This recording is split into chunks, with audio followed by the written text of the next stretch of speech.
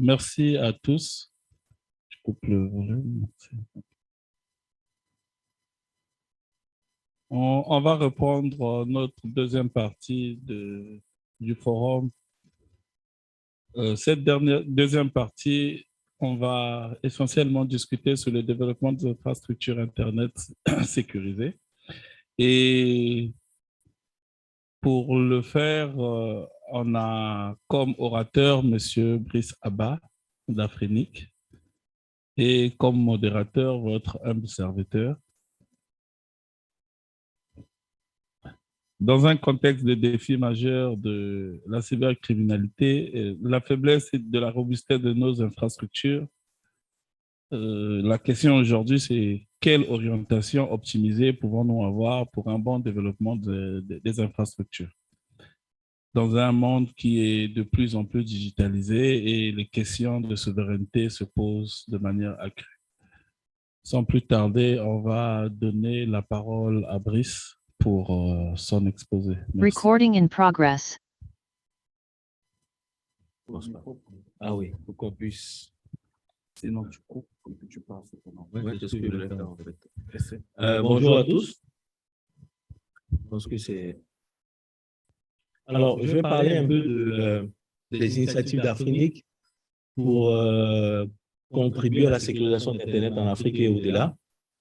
Et pour ce faire, je vais essayer de présenter d'abord la maison. Alors, Afrinic fait partie du système des RIA, des réseaux régionaux Internet.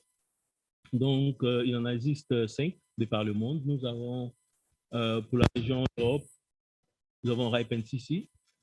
Nous avons ARIN pour l'Amérique du Nord, donc essentiellement États-Unis et Canada. Nous avons LACNIC pour l'Amérique du Centre et l'Amérique du Sud. Nous avons EPINIC pour l'Asie, Australie. Et puis, ce qui nous concerne, c'est Afrinic qui couvre l'Afrique et une partie de l'océan Indien. Alors, Afrinic, c'est le registre régional de notre région et il couvre 55 pays. Donc, nous avons tous les pays de l'État africain et 7 pays de l'océan Indien. Nous avons été créés en 2005. Nous sommes à but non lucratif et nous avons autour de 50 staff et à l'heure où nous parlons, nous avons exactement 2175 membres qui bénéficient des services que nous offrons à la communauté. Alors, les services que les RIA offrent sont d'ordre. Nous avons la fonction de RIA qui est la fonction de registre principal qui comporte 3 axes. Donc, le premier axe, c'est la distribution des adresses IP des numéros de système autonome. Donc, adresse IP, nous avons IPv4, IPv6, et puis ensuite les numéros de système autonome. Ensuite, nous avons la coordination de la politique régionale. La coordination de la politique régionale sert essentiellement à la communauté pour définir les règles que Afrinic va utiliser pour gérer ces ressources-là. C'est cela qui est la coordination des politiques des ressources régionales. Et le troisième point, c'est s'assurer que les ressources que nous donnons à nos membres en Afrique sont uniques, et cela au travers de la base de données WIS que nous maintenons. Ensuite, au-delà de ces fonctions clés-là, mais ces 3 fonctions clés qui représentent les fonctions des registres qui est la même pour les 5 autres RIR. Nous avons des services aussi que nous offrons à nos membres. Donc, on a le DNS inversé, on a le DNSSEC, on a le registre de routage Internet et puis on a RPKI, qui sont les services que je vais vous présenter un peu plus loin dans notre présentation. Alors, Afrinic en tant qu'organisation, en tant qu'organisation inter-État, a des services qu'il offre à la communauté, ce que nous appelons le secrétariat d'Afrenic. Donc, au-delà des fonctions clés de registre, nous avons aussi le renforcement de capacités, nous avons le support technique, nous avons la collaboration. Et ce qu'on appelle le programme de support, c'est aussi des aides financières et des aides en expert ou en formateur. Lorsque, par exemple, un pays ou une organisation dans un pays a envie de organiser un événement technique et que cette organisation-là ou cette ONG a besoin d'experts ou de formateurs, Afrinic aussi se tient présent en ce sens-là. La collaboration, nous collaborons avec des organismes africains de par et au-delà. qui œuvrent dans le développement d'Internet en Afrique et au-delà. Donc, nous avons d'autres organisations dans le secteur comme ICANN, nous a Internet Society, on a aussi les groupes, les départements de développement numérique qu'on a au niveau de l'Union africaine, de l'UIT, etc., etc. Donc, c'est des organisations comme ça avec qui nous collaborons. Facebook aussi en fait partie. Et tout cela, c'est pour soutenir le développement d'Internet en Afrique. Afrinic communique avec ses membres de la communauté au travers de ses listes de diffusion. Donc, je vous invite à flasher le QR code là sur des téléphones. Pour ceux qui sont en ligne, vous pouvez faire un copier-coller ou flasher aussi le QR code. Il va vous envoyer sur la liste, la liste complète des listes de diffusion que nous avons. Je vous conseille de vous inscrire à Announce. Toutes les informations relatives à Afrinic sont envoyées sur Announce. Donc, il est bon que vous soyez sur cette liste. Ensuite, on a Policy Discussion. C'est cette liste-là que la communauté utilise pour faire de la coordination de politique régionale de ressources. Donc, sur cette liste-là, il est assez important de participer aussi parce que c'est là-bas que la communauté demande à Afrinic d'utiliser tel ou tel protocole ou telle mesure pour attribuer les adresses IP. On a aussi IPv6 in Africa. Aujourd'hui, nous constatons la pénurie d'adresses IPv4. Donc, Afrinic a 1 300 000 adresses IPv4 pour toute l'Afrique. Donc, on constate que Afrinic peut répondre aux besoins du Congo, qui est, je crois, 6 millions d'habitants. OK? 5 millions d'habitants. Donc, Afrinic ne peut même pas répondre aux besoins du Congo. Donc, imaginez le besoin du Nigeria, le besoin de l'Égypte, les besoins de l'Afrique du Sud.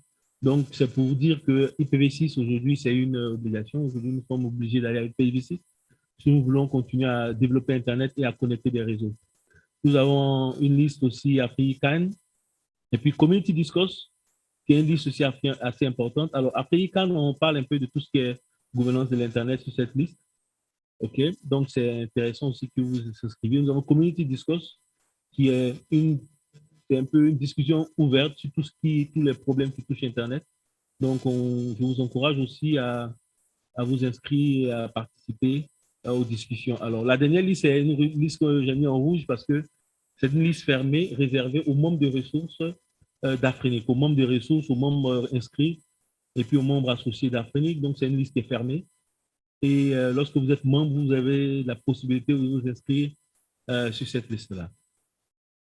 Alors, maintenant, on va essayer de regarder ce que nous avons en Afrique centrale en termes de ressources, en termes de membres et autres. Donc, ici, nous avons en Afrique centrale, dans les ISP, donc en général, dans le groupe de... les membres d'Afrique sont essentiellement des ISP, comme vous pouvez voir ici, nous avons 57% de nos membres en Afrique centrale qui sont des ISP. On a des entreprises de télécom, on en a 10%.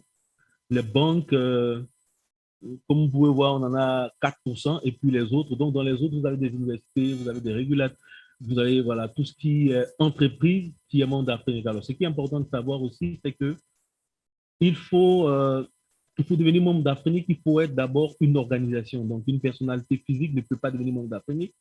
Donc, Afrinic, c'est exclusivement réservé aux personnalités morales, donc des entreprises qui ont des réseaux en Afrique. Donc, il faut prouver que vous êtes en Afrique et que vous avez interconnecté des réseaux africains et des équipements africains. Donc, c'est un peu ça. Ensuite, par industrie encore, nous avons dans le secteur de l'Internet, dans l'éducation, on essaie de diviser. Donc, on a les gouvernements aussi, comme vous pouvez voir. On a aujourd'hui, on a des programmes qui couvrent des différents pays en Afrique qui nécessitent des adresses IP parce que lorsque vous parlez de e-gov, vous voulez dématérialiser la plupart des services que vous donnez à votre communauté. Donc, ces serveurs-là doivent être hébergés quelque part. Ils peuvent être hébergés. Pour que ces serveurs soient accessibles sur Internet, ils ont besoin d'adresses IP. Donc, on a vu depuis un certain nombre d'années énormément d'États et aussi de ministères, de régies proches de l'État, en tout cas, qui deviennent des membres d'Afrique. Et Afrinic aussi a un programme spécial pour le gouvernement qu'on appelle Afrinic Government Working Group, qui est une plateforme où Afrinic rencontre les gouvernements africains pour parler des problèmes, des difficultés liées à Internet qu'ils rencontrent dans leur pays On fait aussi du partage d'expérience, donc dans les gouvernements qui ont réussi certains challenges à ce niveau-là, qui partagent l'expérience avec les autres expériences, les autres gouvernements. Donc, si vous êtes membre d'un gouvernement ou d'un ministère des TIC, vous pouvez prendre approche avec Afrinic pour voir un peu comment bénéficier des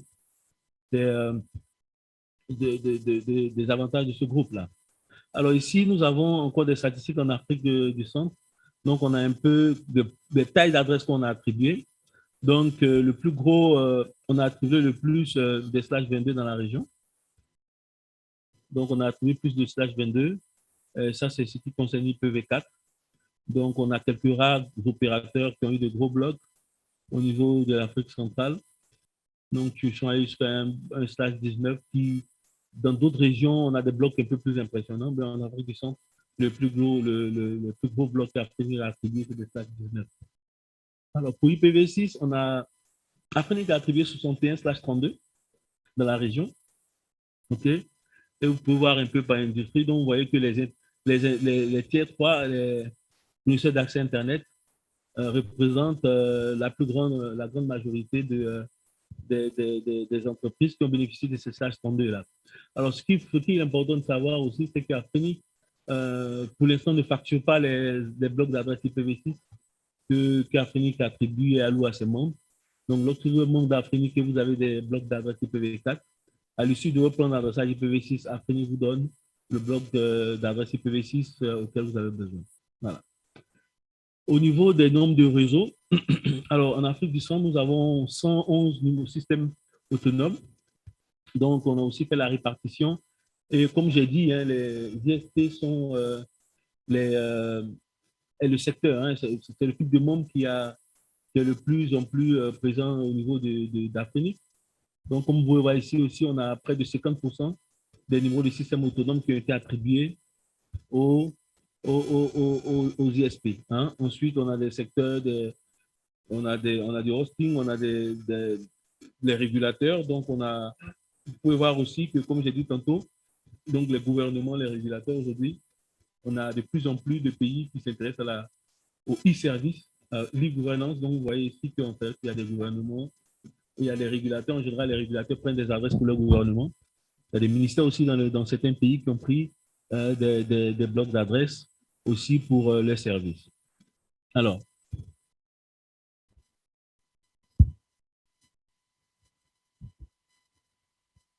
attends, j'ai coupé mon micro.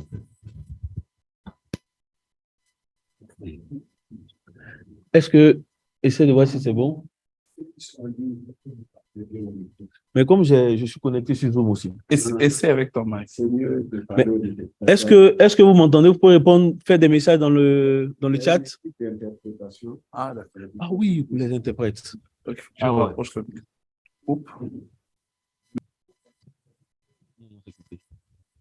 Il n'y a pas de retour. Est-ce que ça va mieux? Essaye de voir là-bas si ça va mieux. Essaye de parler avec les équipes. Pour les interférences.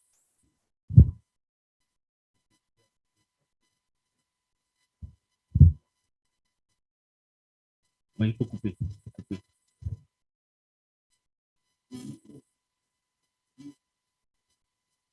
Non.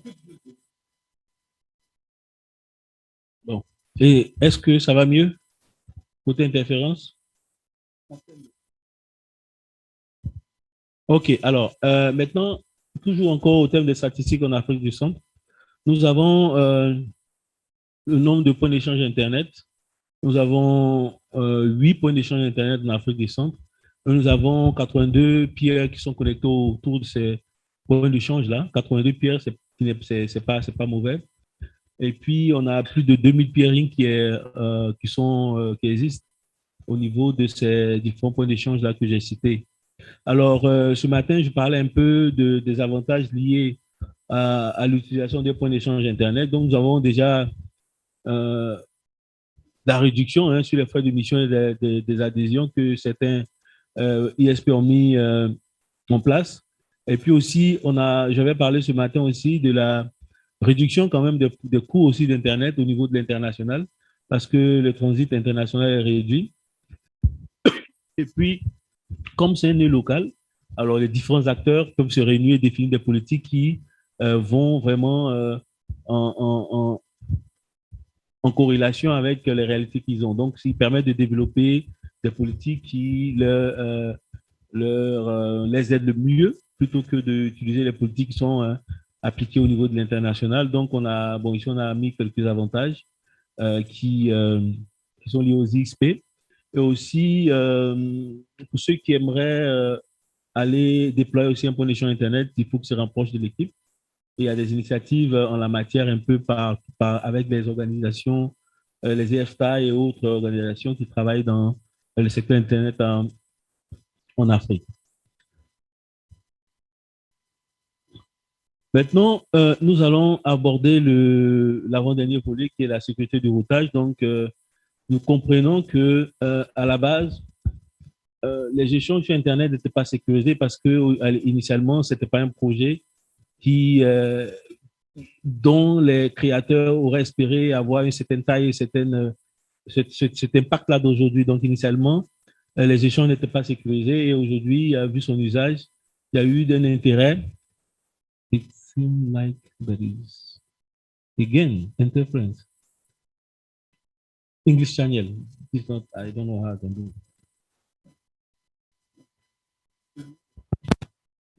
Qui a ouvert?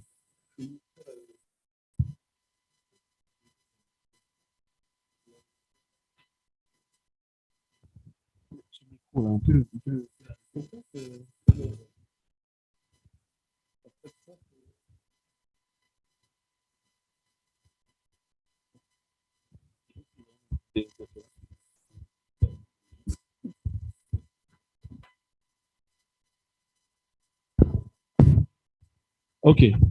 Donc, nous allons maintenant parler de sécurité de routage et voir comment est-ce que Afrinic aide à sécuriser le routage dans la région Afrique. Alors, nous avons la possibilité de faire de la validation de l'origine. Initialement, comme j'ai dit tantôt, avec BGP tel qu'il a été conçu, il n'y a pas de mécanisme de sécurité qui a été mise en place lors de la création de ce protocole. Donc, on s'est trouvé dans des situations où un tiers A annonçait les préfixes d'un tiers C, où un tiers D pouvait annoncer les préfixes d'un tiers E, et ainsi de suite. Donc, pour empêcher cela, on est allé vers des mécanismes qui permettaient de s'assurer que celui qui annonce le préfixe est bien le propriétaire de ce préfixe-là. Donc, avec la validation de l'origine. Et pour cela, les solutions qui ont été mises en place, c'était la création d'un registre de routage Internet et aussi le RPKI que Afrinic aussi a mis en place pour aider la communauté africaine à sécuriser le routage Internet. Alors, les registres de routage Internet, alors, on a d'abord un répertoire redistribué. Alors, qu'est-ce que nous avons? Nous avons des objets de route. Alors, les objets de route représentent la politique de routage d'un système autonome donné. Donc, chaque système autonome ou grand réseau présente au monde entier comment est-ce qu'il souhaite que l'on accède à son réseau. Donc, c'est ça un peu la politique de routage. Et cette politique de routage est matérialisée dans le routage de registre de routage Internet par des objets routes, qui sont des objets spécifiques qui existent dans les différents systèmes de routage que nous avons. Donc, dans cet objet route, vous avez le numéro du système autonome, les blocs, et aussi des mécanismes pour protéger cet objet-là, de sorte que, par exemple, une entreprise A ne puisse pas créer un objet de routage à la place d'une entreprise B. Donc, il y a un mécanisme qui fait en sorte que vous ne pouvez pas, par exemple, MTN ne peut pas décider d'annoncer les préfixes de RTL, par exemple. Donc, ce mécanisme est mis en place pour s'assurer que déjà, ces objets qui ont été créés appartiennent effectivement à celui qui dit qu'il est usager ou membre d'Afrinic, en l'occurrence. Donc, les objets ces objets-là sont publics, donc vous pouvez les trouver sur le lien FTP là, que nous avons mis là. Et aussi, vous pouvez interroger la base WIS d'Afrinic pour voir un peu tous ces objets de routage là, qui représentent encore, comme j'ai dit, la politique de routage de tous ces différents systèmes autonomes que nous avons au niveau de la région Afrique. Alors, le registre de routage Internet, il est il est important. Comme j'ai dit tantôt, il permet de dire que, par exemple, MTN est bien le détenteur des adresses IP qu'il annonce parce qu'il a les droits de créer ce système-là, ces objets rouges dans la base rouge d'Afrique et dans le registre de routage d'Afrique. Ces objets sont sécurisés et ça aide aussi à la cohérence et la stabilité du système global parce que aujourd'hui, la plupart des upstream providers ne font plus d'annonces de préfixe manuelles. Donc, lorsque vous allez voir, par exemple, un fournisseur de services Internet et que vous avez vos blocs d'adresses, il ne va pas vous demander de faire de la configuration manuelle. Il va vous demander de vous assurer que votre politique de routage existe dans le registre de routage Internet. Et cela se fait au travers de la création euh, par la création des objets routes de le registre de routage Internet. Alors, ça aide aussi on parle de stabilité, de cohérence, de sécurité, parce que ceci permet de faire du filtrage automatisé au niveau des différents routeurs de bordure que nous avons, des routeurs BGP que nous avons. Donc, tout cela se fait de manière automatique, c'est plus pratique et c'est plus évolutif comparé au système manuel dont on faisait l'usage dans le passé. Alors, voilà un peu la base de données des registres de routage, un peu, dont vous voyez, on a la plupart des RIR ont leur propre registre de routage et vous voyez, ils sont gratuits pour tous nos membres. Voilà, donc le plus important, c'est que ces registres de routage, ces registres sont interconnectés. Donc, si vous êtes, par exemple, si vous avez votre politique de routage dans le registre de routage, par exemple, de RADB, vous n'avez pas besoin d'en créer un autre dans celui d'Afrenic ou dans celui des REP ou dans celui des Epinic, etc., etc. Donc, ils sont tous interconnectés et c'est la raison pour laquelle lorsque vous avez, comme je viens de le dire, un objet, une politique de routage dans l'une de ces bases de données, là, vous n'avez pas besoin encore de euh, créer ce même objet-là dans les autres tables de routage. Alors, ici, ça concerne un peu les objets qui sont alors utilisés dans la création de notre politique de routage. Donc, bon, c'est des objets de la base de données WIS, d'Afrique et de, bon, ce qui nous concerne ici. Hein. Donc, vous avez tous ces objets-là. On a les objets rôles, des objets route 6, des objets personnes. Alors, tous ces des sigles représentent des objets. Et les objets de la base de données WIS renferment des données spécifiques. Donc, vous avez des adresses IPv4, des adresses IPv6. Vous avez des informations relatives à des usagers de ces adresses-là. Vous avez tous ces objets-là qui sont ensuite protégés par un objet qu'on appelle un objet de sécurité, qui est l'objet mainteneur, qui est celui-là qui permet de protéger ces objets-là avec des mécanismes de sécurité qu'il comprend. Donc, c'est un peu comme ça que l'allocation fonctionne. Et comme vous pouvez voir, donc, c'est des objets d'allocation et des objets de routage dans tout ce qu'on a mis. Donc, on a les numéros du système autonome, des objets routes, IPv4, IPv6. Et ici, on a les adresses IPv4, adresses IPv6 et système autonome, numéro du système autonome. Donc, c'est ces objets-là mis ensemble qui créent votre politique de routage que nous appelons l'objet route que nous avons ici. Les objets de routage. Alors, ici, on fait un peu d'historique. Alors, l'Afrique a commencé à déployer le registre de routage à son niveau depuis 2013. Alors, à partir de 2018, euh, alors, on avait certains de nos membres qui avaient des ressources qui avaient été données par le registre européen, RIPE-NCC. Et on avait certains de nos membres qui avaient créé des objets de routage dans le registre de routage de RIPE-NCC. Et à un moment donné, on a dû demander à nos membres de rapatrier les objets de routage. Donc, ça a été fait quand le registre de routage d'Afrique était testé, fini et déployé. Et cela a été fait jusqu'à aujourd'hui. Je dirais, je pense qu'au-delà de 98% de nos membres ont leur registre de routage dans les objets routes dans le registre de routage d'Afrique. Alors, là, on me dit que j'ai 10 minutes, donc je vais avancer. Donc, j'ai un peu parlé de ça. Alors, ici, ce qui est intéressant de savoir, c'est que le registre de routage seul ne donne pas une sécurité optimale. Donc, à cela, il faut ajouter ce qu'on appelle les ressources, une infrastructure publique liée aux ressources. Alors, le certificat utilisé, c'est Scala numérique X509, qui est celui qui a besoin d'un tiers de validation. Nous, on a besoin d'un validateur dans ce cas de système, dans ce type de système. Et ici, nous avons un peu l'infrastructure RPKI que nous avons. Donc, nous avons le propriétaire de l'ESA d'adressage. Donc, ça sera nos membres. Nos membres sont représentés ici. On a le routeur de bordure, les sessions BGP. Et ensuite, on a un validateur qui est un serveur qui est ici, qui va permettre de s'assurer que les ressources ou l'objet route qui a été reçu appartient effectivement à le propriétaire en question. Et cela se fait dans un registre qui a été mis en place aussi par Frinic avec des modèles de validation que nous allons voir tout à l'heure. Alors, nous avons des statuts qui sont ici. Donc, le préfixe, il est soit valide, il est soit invalide, ou il est soit inexistant. Donc, c'est un peu ces différents statuts-là que les validateurs regardent. Lorsqu'un préfixe arrive après la validation, après une vérification dans le validateur, le validateur peut dire au serveur, au validateur là, que ce préfixe-là appartient bien à cet usager-là, à ce membre d'Afrinic-là. Ce préfixe existe dans le registre de routage, ce préfixe est invalide parce qu'il a été peut-être révoqué par Afrinic, etc., etc. Donc, c'est un peu ces différents statuts-là que nous regardons avec RPKI.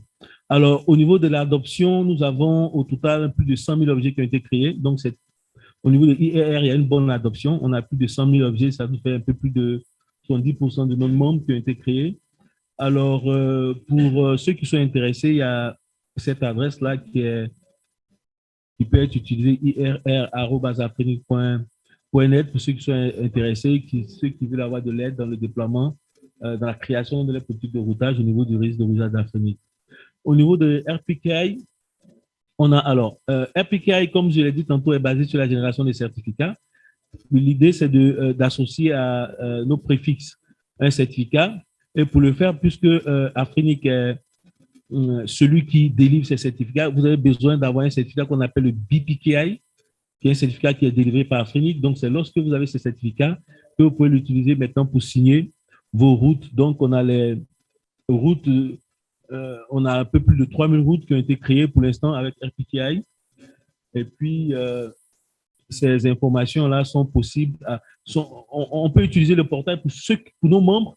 Le portail myafrinic.net vous permet de créer vos politiques de routage. Ces objets-là peuvent être créés avec MyAfrinic. Nous avons aussi le service de DNS inversé que nous donnons à nos membres. Donc, le reverse DNS, on le connaît. Lorsque vous avez un serveur de messagerie, avant de délivrer le message, il veut s'assurer que l'émetteur de ce message provient d'un serveur qui existe vraiment. Et donc, les différents registres offrent le service de reverse DNS à tout le bloc d'adresse IPv4 et IPv6 qui donne à le membre. Alors, au-delà de ce service-là, nous avons aussi la délégation. Alors, ici, on a constaté après une étude qu'il y avait des serveurs de nom de domaine qui répondaient à qui n'étaient pas autoritaires, donc entre autres sur des requêtes auxquelles ils donnaient réponse. Donc, on a essayé de corriger ça avec ce projet LIM Delegation, ça c'est au niveau du DNS. Donc, il y a un peu plus d'informations là-dessus. Donc, on a un peu plus de minutes, un peu plus d'informations au niveau de la Afrinic with LIM Delegation. Ensuite, on a le DNSSEC. Alors, le DNSSEC, les extensions de sécurité du DNS, Afrinic aussi donne la possibilité à ses membres de signer avec DNSSEC les DNS inversés de les membres des ressources qu'ils ont créées dans la base WIS d'Afrinic. Donc, les DNS donnent la possibilité de s'assurer que les informations que j'envoie m'appartiennent vraiment et que ces données sont intègres et qu'on ne peut pas faire du déni de service dans ces conditions-là. Alors, on a aussi ce service-là que nous donnons à nos membres et nous invitons aussi nos membres à se rapprocher d'Afrinic pour bénéficier de ce service DNS que nous offrons au reverse DNS qui est offert aux membres d'Afrinic. Après ces services qui nous permettent de sécuriser le routage Internet en Afrique, IRR et RPKI dont je viens de parler, nous avons aussi des développements de capacités que nous faisons avec nos membres. Et ceci concerne IPv6 et puis le déploiement des objets de routage dans le registre de routage Afrinic et aussi la création la signature des ROA, la création des ROA dans le système d'Afrique. Donc, nous offrons ces informations, cette formation-là. Donc, vous pouvez envoyer un email à dio.afrinique.net pour ce qui est IPv6. Et puis, tout ce qui est demande de formation et autres, nous avons le site e-learning ou bien training.afrinique.net, learn.afrinique.net. Voilà, pour avoir accès au programme de formation gratuit que nous offrons à notre communauté. Donc, au-delà de développement de capacités, de compétences que nous faisons, nous assistons aussi au déploiement. Alors, nous avons un projet qui s'appelle Internet Development Initiative, qui est le projet qui a été poussé par Afrinique pour aider Internet à se développer en Afrique. Donc, dans ce projet-là, nous avons 6 piliers, dont la gouvernance de l'Internet. Nous avons aussi la formation aussi que nous faisons dans ce pilier, où nous aidons aussi les membres de la communauté on les apprend à créer des objets de routage, à déployer, à créer des rouages. On ne sait pas, peut-être que l'année prochaine, on fera un atelier aussi, un lab où on viendra peut-être avant Océane, si c'est possible, pour essayer de faire un lab comme ça, où on apprend aux uns aux autres à jouer avec les objets WIS d'Afrique, à créer des objets, à les protéger, créer des rouages. On va voir si cela est possible. Donc, c'est des choses que nous faisons avec nos membres et avec nos membres potentiels que nous faisons dans les pays, mais qu'on peut ouvrir aussi au grand public. Alors, pour finir, il y aura l'engagement. L'engagement, c'est ce que Afrinique fait avec ces communautés qui ne sont pas membres des ressources, c'est-à-dire monsieur tout le monde qui réside en Afrique. Nous avons des programmes que nous donnons à notre communauté. Nous avons un programme, par exemple, de la diversité, où nous incitons les femmes à participer à Internet, aux personnes avec des mobilités réduites et autres. Donc, nous avons le programme de Fellowship d'Afrique qui a connu, qui est l'un des programmes phares d'Afrique, qui a énormément de participation. Nous avons, comme j'ai dit tantôt, aussi des réunions annuelles. Nous faisons au moins une réunion par an où Afrinique rencontre ses membres et la communauté pour discuter des politiques liées à Internet. Alors, je pense que je vais m'arrêter ici. Je voudrais vous dire merci et j'espère que ça a été informatif. Voilà. Merci à toi, Brice. Ça a été un sacré moment d'information. Il y en a eu plusieurs et je sais qu'il y a un fort envie de poser des questions. Ceux qui sont en ligne peuvent déjà écrire des questions sur le chat.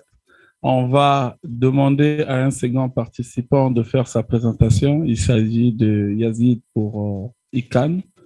Et après sa présentation sur le DNSSEC, nous allons rentrer dans la phase questions et discussions. Il y a des questions déjà? Oui, avec une troisième présentation. Ça veut dire on va mieux réguler le temps de présentation. Yazid, comme ça, on va mettre tout le monde dans le créneau. Tu as le go. Merci, Serge. Merci aussi à Brice pour sa présentation. C'est vrai qu'ici aussi, on va parler de validation, mais ce n'est pas tout à fait la même validation. Même si le principe va rester le même, c'est toujours pour sécuriser aussi Internet. Donc, vous allez comprendre que c'est plusieurs maillons, c'est plusieurs éléments qu'il faut mettre ensemble, en fait, pour pouvoir renforcer un peu plus la sécurité.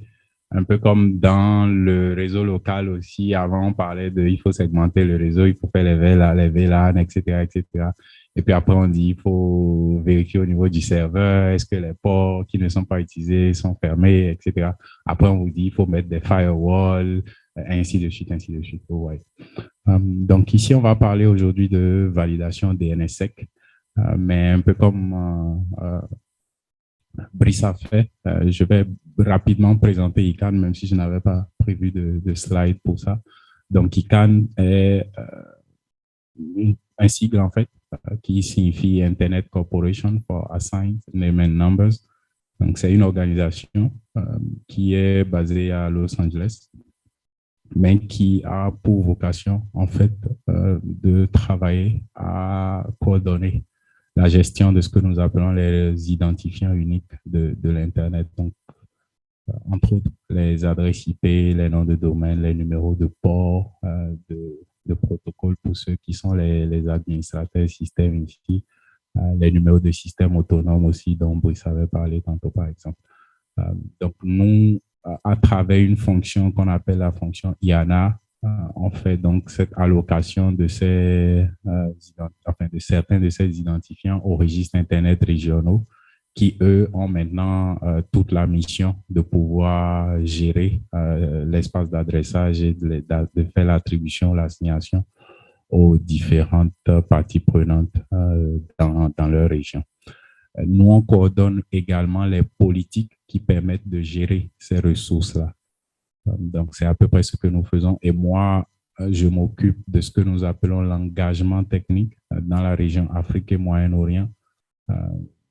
Pour faire simple, l'engagement technique, c'est un peu comment accompagner les différents opérateurs et les différentes parties prenantes techniques, donc aussi les régulateurs, un peu les ministères, les universités, à mieux comprendre en fait la gestion, donc les standards, l'implémentation des standards, des meilleures pratiques opérationnelles, des DNS essentiellement. Mais nous parlons, parce qu'on ne peut pas parler de DNS sans parler aussi de IP, sans parler de routage et tout ça, mais ce n'est pas notre cœur de métier. Donc, face à certaines configurations, ou je veux dire face à certaines parties prenantes, je vais par exemple demander à Afrinic de venir en relais parce que là, on est purement rentré dans l'adressage IP ou dans le routage, ce qui ne fait pas directement partie de notre cœur de métier. Et donc, comme je disais, aujourd'hui, on va parler de validation, mais au niveau du DNS. Et le DNS, c'est le Domain Name System, d'accord? Le système des noms de domaine en français. Pour faire très simple, souvenons-nous que j'aime bien revenir au réseau téléphonique parce que c'est celui certainement qu'on connaît le plus, auquel on est le plus familier en termes d'utilisation. Lorsque vous êtes dans un réseau téléphonique, que ce soit commuté, les anciens réseaux filaires ou le réseau mobile, pour joindre votre correspondant, vous avez forcément besoin en fait de son numéro de téléphone. Et donc, lorsque vous prenez votre combiné ou votre téléphone, vous devez composer un numéro de téléphone pour pouvoir joindre le correspondant. Donc, toute personne sur le réseau ou tout terminal sur le réseau est en fait identifié par ce qu'on appelle son numéro. Alors, sur les réseaux TCP/IP, comme Internet par exemple, ce numéro s'appelle l'adresse IP. Donc, chaque ordinateur qui est connecté, chaque serveur, chaque ressource est identifié par son adresse IP. Ah, ok. Désolé. Donc, au fur et à mesure que le réseau grandit, tout comme dans votre réseau téléphonique, si vous n'avez que 2-3 correspondants, je pense que leur numéro de téléphone, vous pouvez les garder. Mais quand ça commence par devenir 10, 20, 30, 50, il vaut mieux utiliser le répertoire téléphonique, vous attribuez un nom et vous enregistrez le numéro de téléphone. Donc, la même problématique existe sur Internet. Au fur et à mesure que le réseau s'agrandissait, il a fallu trouver un mécanisme parce que nous, les hommes, on sait garder les noms, mais on ne sait pas garder les chiffres. Au passage, les adresses IP, c'est des chiffres, c'est une suite de chiffres. Donc, en fait, il a fallu trouver ce système qui va faire la translation entre les noms que nous savons garder pour identifier les différentes ressources, les différents objets et les adresses qui, en fait, permettent d'identifier réellement ces objets-là ou ces ressources. Et c'est comme ça que DNS est né. C'est vrai qu'il y avait un mécanisme qui existait et qu'on utilisait avant, au tout début de ARPANET, mais on ne va pas rentrer dans ces détails-là. Donc, depuis 1983-85, on a commencé par utiliser DNS au point où ce fameux système-là est devenu une ressource critique de l'Internet aujourd'hui parce que vous pouvez avoir la bande passante, mais s'il n'y a pas ce système qui permet de faire la traduction, vous ne pourrez jamais trouver l'adresse IP de la ressource sur laquelle vous êtes. Imaginez que quelqu'un s'amuse à effacer tout votre répertoire. Vous voulez appeler quelqu'un, vous vous rendez compte que vous ne pourrez rien faire parce que vous avez le nom, mais vous n'avez pas le numéro de téléphone. Alors, il y a des gens, vous savez, comme dans toute autre technologie, il y a des gens qui ont compris comment est-ce que ce système-là fonctionne et qui ont compris qu'ils peuvent utiliser des failles de ce système-là pour parvenir à des fins qui ne sont pas, en fait, je vais dire, qui ne sont pas légales ou qui ne sont pas correctes, d'accord, pour le dire très simple comme ça.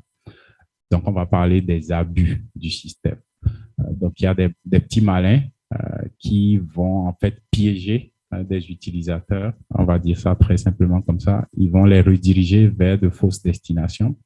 Je ne sais pas si vous avez les systèmes d'arnaqueurs ici, des choses comme ça, mais je pense que oui. Hier, le ministre en avait tantôt parlé.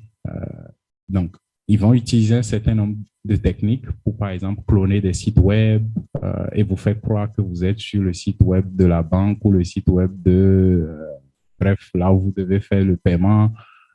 Et puis, vous avez entière confiance en ce système-là. Donc, vous faites ce que vous avez à faire et puis, malheureusement, vous n'obtenez jamais le service parce que vous étiez entre-temps sur la mauvaise destination. Ou alors c'est pour décrédibiliser l'image d'une entreprise, d'un gouvernement ou d'une société, etc. Et puis, on va donc envoyer les utilisateurs vers de fausses destinations. Donc, en fait, c'est parce qu'il y a un certain nombre de vulnérabilités de ce système-là que les gens qui comprennent comment il fonctionne les exploitent, d'accord, pour pouvoir parvenir à leur fin. Il y a plusieurs solutions, dont par exemple le RPKI pour sécuriser le routage, pour s'assurer que les paquets vont bel et bien vers le bon réseau, etc. Mais ce soir, on va juste parler d'une de ces techniques-là qu'on appelle la validation DNSSEC.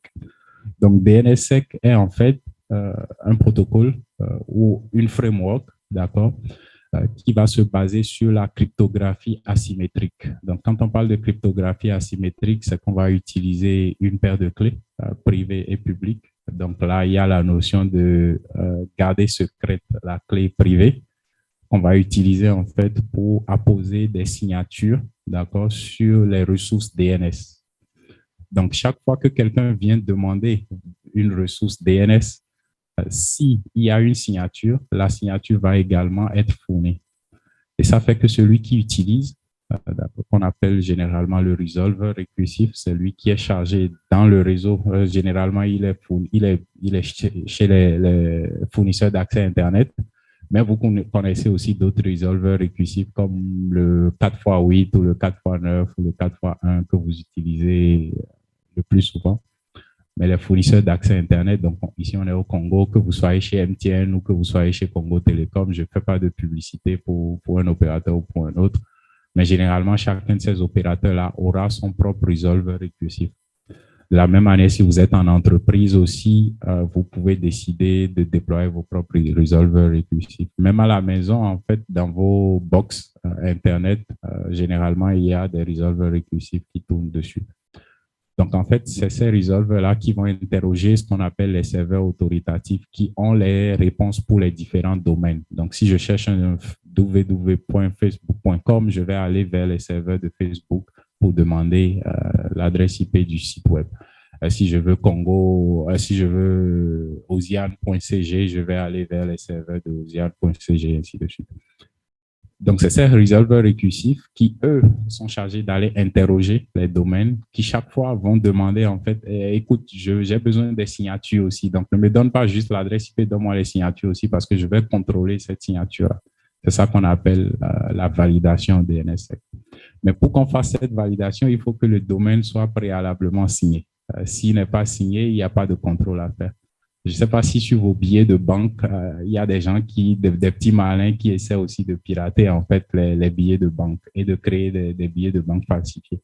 Donc, quand vous allez au centre commercial ou quelque part, qu'est-ce que l'agent commercial fait? Il prend le billet, il passe par un contrôleur, un détecteur de faux billets. C'est à peu près le même mécanisme. Donc, la Banque centrale a posé comment ça s'appelle, des hologrammes ou je ne sais plus trop comment ça s'appelle là, c'est filigrammes, voilà. Donc, un mécanisme en tout cas très fin qui a été apposé sur les billets pour permettre d'identifier les vrais des faux, d'accord? Et le détecteur de faux billets, lui, il est là pour pouvoir justement regarder ces filigrammes-là et dire si le billet est authentique ou pas, d'accord? Donc, c'est à peu près le même mécanisme. Donc, quelque part, on a la signature DNSSEC qui va être gérée par le responsable du domaine, d'accord, l'administrateur en charge du domaine, et la validation DNSSEC qui va être faite par ce qu'on appelle le fameux resolver récursif qui est généralement chez le fournisseur d'accès Internet ou bien le fameux 8888, ainsi de suite. Mais le principe, c'est exactement la même chose. On vérifie chaque fois, en fait, chaque enregistrement qu'on a reçu, chaque réponse DNS qu'on a reçue, on vérifie, pas des processus mathématiques.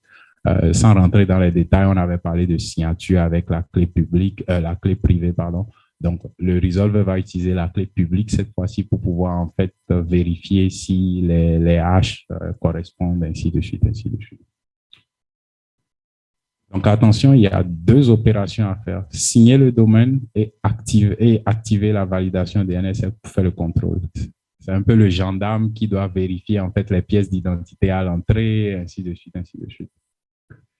Et pour les ISP, donc les fournisseurs d'accès Internet ou les opérateurs mobiles qui fournissent aussi Internet, leur principal rôle dans cet univers de la sécurité du routage, de la sécurité de l'Internet, c'est d'activer la validation DNSSEC sur leur resolver récursif, de façon à ce que lorsque n'importe quelle interrogation, n'importe quelle requête DNS qui arrive et que le resolver va chercher sur Internet la réponse, il va procéder à la validation si le domaine est signé. Donc, plus on a de domaines qui sont signés, plus on va pouvoir également faire beaucoup de validation. Mais il faut aussi que les resolvers soient des resolvers configurés pour faire cette validation-là. Et on va donc voir un peu comment est-ce que dans la région de l'Afrique centrale, le niveau de validation se fait. Mais avant ça, qu'est-ce qu'il faut en fait pour faire la validation? Souvenez-vous, on a dit tout à l'heure que soit vous avez votre propre resolver récursif que vous avez déployé dans votre entreprise ou dans en tant qu'opérateur, ou bien vous utilisez le resolver récursif de quelqu'un d'autre. En tant qu'opérateur, rien ne vous empêche de rediriger tout le trafic de vos requêtes DNS vers 8888 ou vers 9999. Même si ça, c'est encore une autre discussion en termes de choix opérationnel ou de configuration. Chaque modèle a son risque. Mais dans tous les cas, si vous avez vos propres resolvers récursifs, ça veut dire que c'est vous-même qui devez vous y connecter et faire la configuration pour activer ce contrôle-là, mettre en place le gendarme qui va faire le contrôle. Mais si vous n'avez pas de resolver récursif, alors la bonne pratique, c'est de vous assurer que le resolver ou les resolvers que vous utilisez font effectivement la validation DNSSEC. Bien sûr, aujourd'hui dans le monde, c'est 888999, ils font la validation DNSSEC déjà depuis très très longtemps et il y a beaucoup d'opérateurs aussi un peu partout, ça et là dans le monde, même en Afrique, qui font la validation DNSSEC. C'est vrai qu'il y a parfois des critiques qu'on entend sur l'opérationnalisation. Et bien sûr, au niveau de la communauté, on dit généralement que de toutes les manières, ça marche très bien chez les autres qui ont activé depuis. Parfois, il y a des gens qui sont réticents et qui disent « Ah, votre affaire de validation ». Mais les autres qui ont activé et chez qui ça marche depuis plusieurs années ne se plaignent pas. Et bon, parfois, c'est juste que des gens ont envie de mettre de la critique là où on n'a pas besoin. Pour ceux qui sont intéressés à voir toutes ces statistiques de validation DNSSEC par pays et même dans chaque pays par réseau, vous pouvez aller sur ce site web-là qui est en fait un laboratoire de APNIC, donc l'équivalent de Afrinic pour la région Asie-Pacifique. Ils ont un laboratoire un laboratoire au sein duquel ils font beaucoup de mesures sur l'ensemble de l'Internet pour le taux d'adoption IPv6, les types de resolvers que chaque opérateur utilise, le niveau de validation DNSSEC, etc. Donc, vous pouvez aller visiter là-bas et voir un peu plus comment tout ça est dans le monde, mais on est autour de 35% de façon globale dans le monde. Alors, pour ce qui concerne la région Afrique centrale, donc on est actuellement à environ 40%. le taux de validation global en Afrique est de 30-31% actuellement. Et donc, entre 2020 et maintenant, pour la région Afrique centrale, on est passé de 15% à 40%. C'est à cause d'un travail que nous faisons en tant que justement spécialistes à l'engagement technique depuis cette période-là. On va vers les opérateurs, on leur fait comprendre ce que c'est et on les accompagne dans l'activation de la validation des NSF. Pour la région Afrique centrale, je l'ai fait avec certains opérateurs au Cameroun, et je pense aussi qu'il y avait un opérateur en Centrafrique qui a préféré juste envoyer tout son trafic vers Google. Bon, ça, c'était un choix opérationnel qu'ils ont bien voulu faire. Alors, vous voyez ici que, en fait, quand c'est vert, c'est que vous avez un taux de validation qui dépasse les, je pense, 60%. Quand vous êtes rouge, c'est que vous êtes moins de 20%. Quand vous êtes jaune et consort, vous êtes dans les 25-30%. Donc, au fur et à mesure que le taux de validation dans le pays, en fait, augmente, vous allez passer du rouge au vert. Donc, en fait, aujourd'hui, on voit que des pays comme le Tchad, vraisemblablement, font plutôt bien. L'Afrique centrale, enfin, la République centrafricaine, comme je disais, ils sont à 100%, mais il ne faut pas se leurrer, c'est parce qu'en fait, eux, ils ont décidé d'envoyer tout leur trafic, de rediriger tout leur trafic vers Google. C'est un choix, encore une fois. Je pense qu'il y a un ou deux opérateurs aussi au Tchad qui font à peu près pareil. Au Cameroun, j'étais chez eux l'année dernière, ils étaient très bas, ils étaient autour de à peine 13%. J'avais participé au DRS Forum chez eux. On a fait un atelier sur comment configurer la validation des NSEC. Et le soir, là, MTN a dit, ben, OK, nous, on avait beaucoup d'appréhension. On avait même activé par le passé, mais on a dû couper. Mais maintenant, après le lab, après l'atelier, je vois maintenant qu'en fait, on peut parfois, ça, c'est aussi une critique, parce qu'une tomate est gâtée dans tout le panier, on préfère jeter tout le panier. Qu'est-ce que je veux dire par là? Lorsque par accident, un administrateur d'un domaine a créé des problèmes et la validation pour son site ou pour son domaine n'arrive pas à passer et que l'administrateur du resolver chez le fournisseur d'accès confirme que c'est au niveau du site web en fait qu'il y a de problème, lui ne peut rien faire, effectivement. Donc, certains ont tendance à désactiver complètement la validation des NSEC tout simplement parce qu'il y a un domaine qui a un problème.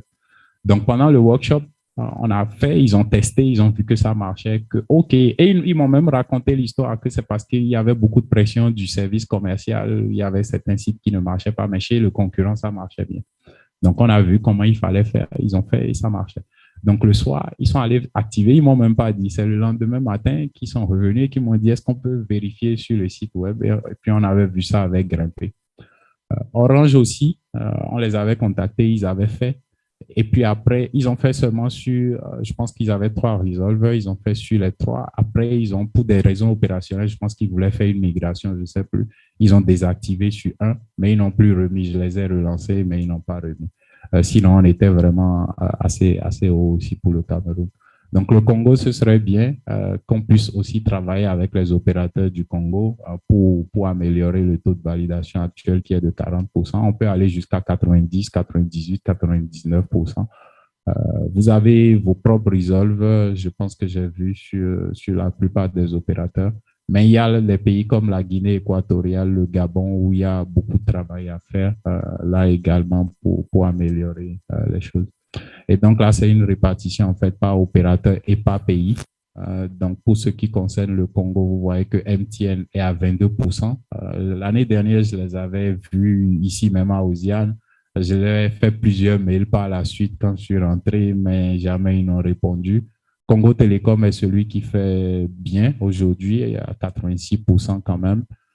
Et puis Airtel est à 55%. C'est pas pour dire que quelqu'un est mauvais ou que quelqu'un, voilà. Mais c'est juste, vous savez, tous ces standards et ces meilleures pratiques techniques, nous, en tout cas, on essaye de promouvoir cela. et d'amener les opérateurs petit à petit à vraiment adopter, embrasser ces bonnes pratiques. Pourquoi? Parce que tout ça, c'est pour la sécurité de l'Internet. Et vous n'êtes pas sans savoir tous les risques qui existent aujourd'hui, toutes les attaques sous diverses formes que les gens sont en train de faire ça et là dans le monde aujourd'hui. Donc, ça, c'est la suite pour l'Afrique centrale.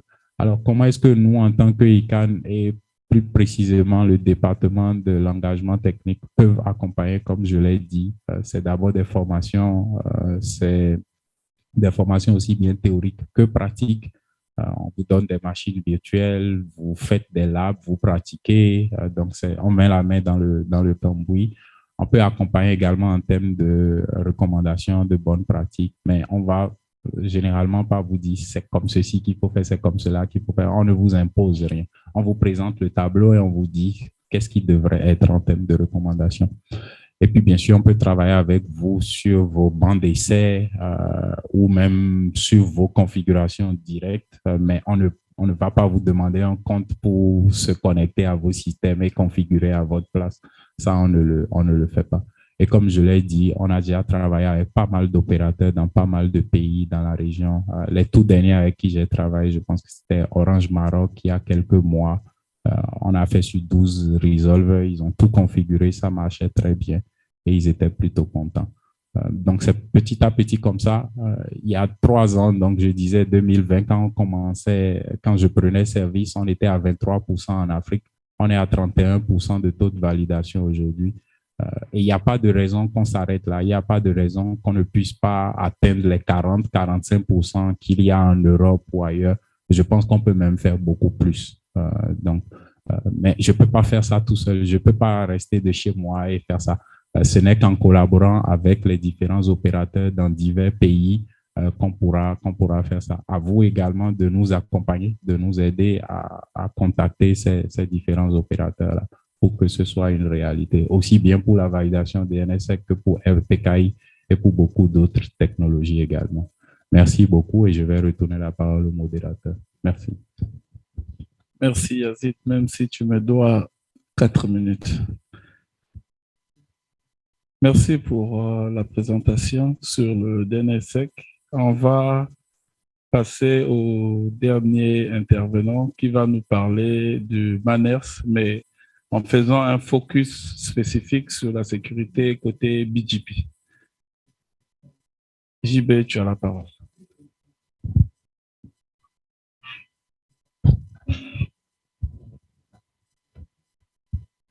Bonjour, merci cher modérateur et merci à tous pour votre présence. Je suis Jean-Baptiste Milogo, je travaille pour Internet Society et je vais faire cette présentation au nom de l'équipe MANERS, donc qui n'ont pas pu être avec nous aujourd'hui en salle ou en remote. Et je m'excuse, je les ai